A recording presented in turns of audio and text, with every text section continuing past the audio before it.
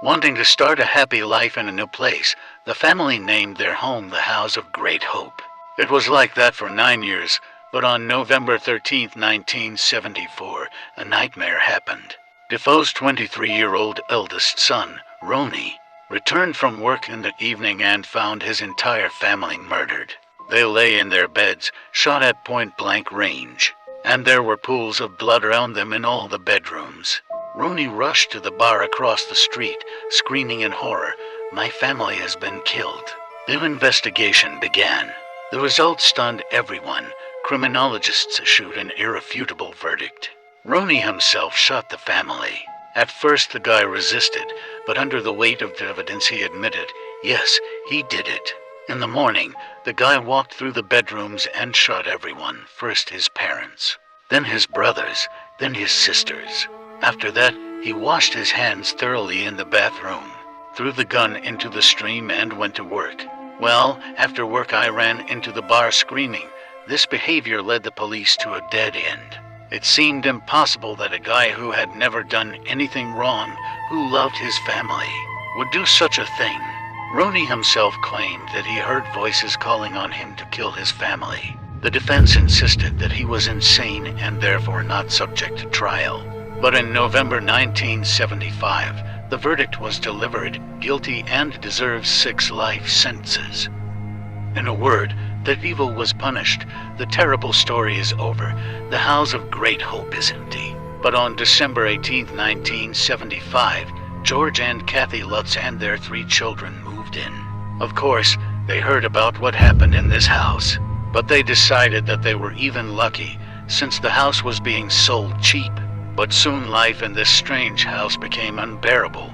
Temperature changes, sharp, fetid odors appeared in the rooms, and some kind of mucus crawled along the walls. In the basement, George found an ugly room covered in red paint. It made a depressing impression on the new owner, and he tried to repaint the walls. But alas, while going down to the basement, he fell and sprained his leg.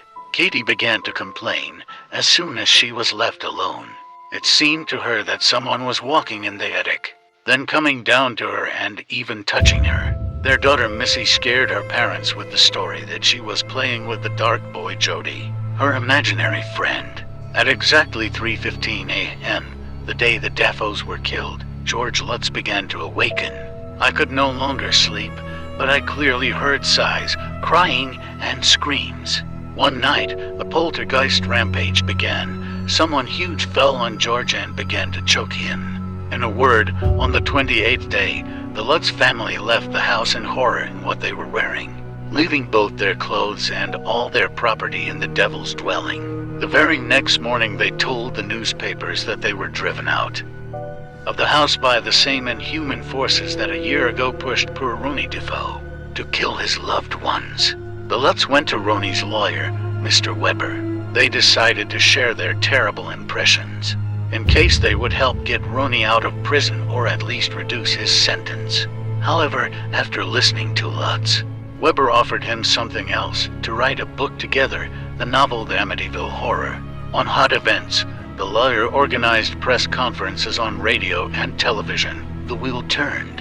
On February 16, 1975, that is, less than a month after escaping from the cursed house, a contract was signed with the publishing house, and by May 1976, the Lutzes moved to Los Angeles, as Hollywood invited them to participate in writing the script for a horror film that promised to be an unprecedented sensation. So, everything was moving forward and in hot pursuit. Weber even conducted a psychic investigation. He invited famous demonology experts Ed and Lorraine Warren, who tried to drive out evil spirits from the house. However, the house was quiet. The spirit did not show any aggression. However, the mediums claimed that they saw dark and sinister. In the Defoe children's bedrooms, Lorraine began to sob, exclaiming, "I was so close to hell." Ed nearly fainted in the red room in the basement. This exorcism process was filmed by reporters and shown throughout the country. However, the show was not too impressive. The audience didn't see anything special. Of course, the Warrens were crying, but everything around them was calm. Apparently, the evil spirit appeared to some mediums, but not to the audience. However, Weber was not discouraged. He involved other paranormal researchers in the investigation, the most famous psychic in the United States, Hans Holzer, and the medium Ethel Johnson Mayer. After making contact with the spirit, the medium announced that an American Indian chief was buried under the house. There was once a cemetery here, but then a house was built. So the spirit of the Indian is indignant. Such blasphemy cannot be. Well, what about the devil's house itself? They quickly forgot about him. And a year after the Lutzes were evicted, another family moved in. And 5 years later, another family moved in. In 1990, it was to them that the newspapers turned to, who decided to celebrate the 15th anniversary of the Amityville horror. But the new owners could not say a single bad word about the house. Their life flowed comfortably and calmly. No spirits disturbed them. The newspapermen themselves had a great time in the house for several days and then rushed to lawyer Weber for clarification. By that time, he was no longer employed, so he willingly told the truth. Everything that the Lutzes excitedly talked about was fiction. I just helped them.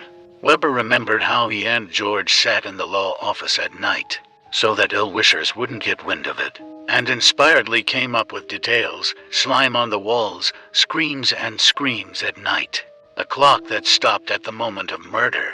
My daughter loves to play with dolls. Lutz said, "Great," Weber picked up. Let her play not with real dolls, but with an imaginary spirit boy. Katie is afraid of ghosts. Lutz recalled, "Great." The lawyer supported. Let her tell you that she saw them. It will tremble believably. Well, then mediums and psychics came into play, seeing the darkness and nightmares of the evil spirit of the Indian leader. Now you cannot determine which of them believed in their visions and which simply earned money. In short, Weber told a lot of interesting things. But the Lutzes themselves did not want to lose face.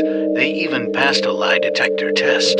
The results were incredible. As the doctors explained, the Lutzes talked about the House of Horrors so often that they themselves firmly believed in its existence. In a word, as meticulous newspapermen summed up, against the backdrop of a real murder, many people were involved in a grandiose fraud.